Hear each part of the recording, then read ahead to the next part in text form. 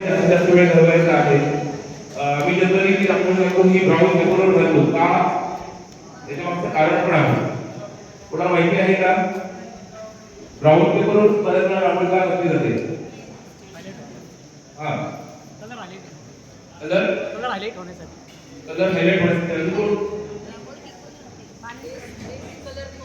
हा best colour एक tone colour जो आहे मिडल टोन जो आहे तो मिडल टोन मिळतो आणि बऱ्याच वेळा काय होतं की जेव्हा आपण स्पीड वर्क करतो त्यावेळी जर कुठे काही राहिलं तर ते त्या स्पीड टोन मध्ये मॅच होऊन जातात. त्यामुळे तो एक ऍडव्हान्टेज असतो. रांगोळीमध्ये स्केचिंग फार महत्त्वाचं आहे आणि तुम्ही जो सब्जेक्ट निवडता शक्यतो असा सब्जेक्ट निवडायचा की चेहरा जो आहे हा बरा मोठा येईल. म्हणजे सुरुवात जर करायची असेल बेसिक सुरुवात जर करायची असेल तर मोठा चेहरा घ्या ज्यामुळे मोठे डोळे असतील नाक तोंड वगैरे सगळा जो मोठा पार्ट आहे तो आपल्याला रंगवणं सोपं जातं आणि सब्जेक्ट असा निवडायचा की जो आपल्या कम्फर्ट असेल. जसं खूप काही मोठा आपण पहिला घेतला आणि रांगोळीला सुरुवात केली तर मग आपला कुठेतरी ब्लॉक होतो खूप काही म्हणून. त्यामुळे निवडताना साधा सोपा विषय निवडा आणि सुरुवात करा. दुसरी गोष्ट जास्त वेळ घेणार नाहीये. आपली जी रांगोळी आहे ती साधारण बऱ्याच वेळा पावडर असते त्यामध्ये पावडर असते बारीक पावडर असते काढून टाका. मीडियम साईज रांगोळी जाड पण नको आणि बारीक मीडियम साईज रांगोळी घ्या आणि महत्त्वाचं म्हणजे लेट कलर. आता अनेक वेगवेगळे कलर पण आलेले आहेत पिगमेंट कलर पण आलेले आहेत जे अगदी कॉन्ट्रास्ट लेवल जबरदस्त असतो.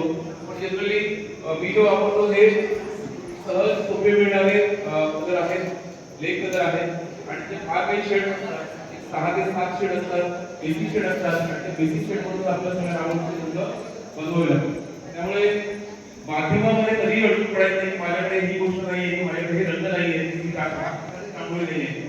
जे आहे उपलब्ध साहित्य त्या उपलब्ध साहित्याचा आपल्याला उपयोग करायचा. म्हणजे ती ज्यावेळी सुरुवात केली त्याच्यामध्ये सुरुवातीला 2001 मध्ये त्यावेळी माझ्याजवळ ब्लॅक कलर नव्हता.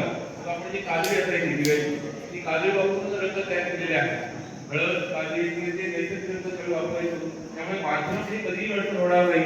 अशा पद्धतीने आपल्याला कामाला सुरुवात करायची आहे. आपण कुठेही असाल रंग ऑनलाईन पण मिळतात आणि शहराच्या ठिकाणी रंगाचे दुकानात रंग वेगळाच मिळतात.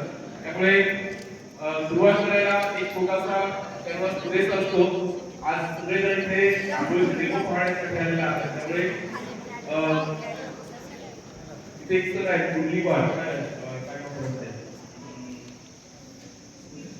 आपले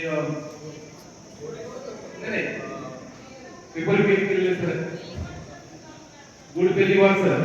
सांगायची गोष्ट एवढी की बीडमध्ये मी 10 वर्षापूर्वी रांगोळीचा डेमो दिलेला होता आणि सरांनी त्या ठिकाणी इन्स्पायर होऊन मला फोन केला तर मला रांगोळीचा रंग पाहिजे. मी गावाकडून त्यांना रंग पाठवले आणि त्या सरांनी रांगोळीला सुरुवात केली तिथून.